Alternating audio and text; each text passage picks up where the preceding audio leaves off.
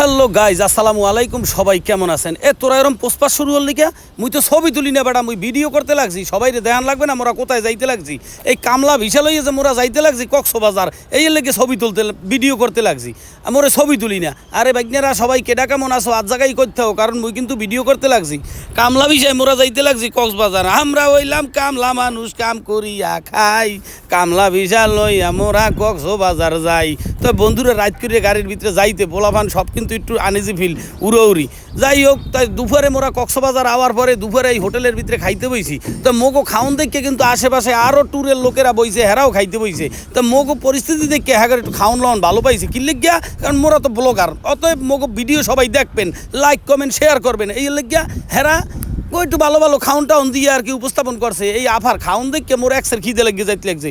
যে কায়দার মোড়া মানু আর যে কায়দায় নেলা দিতে লাগছে, ও আর কথা কওয়া যাইবে না। এই আফাই কিন্তু আইসে, উনিও একদিনের ট্যুরে।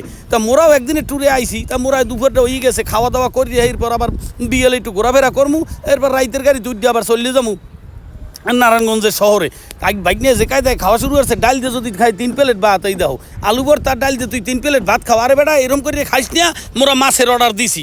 মোগলে গিয়ে কোরাল মাছের ব্যবস্থা আছে। তো মাছ আইলে তো মোরা এই সময় খামু। তো তুই ডাইলের আলু ভর্তার দিয়ে যদি 3 প্লেট ভাত খাও, হোটেল কর্তৃপক্ষ মোগো কিন্তু আবার কমপ্লেন দিতে পারে যে ভাই আপনারা ডাইল আলু ভর্তা দিয়ে ভাত খাইছেন 3 প্লেট, তা মাছ দিলে জানি আরও কয় প্লেট খান।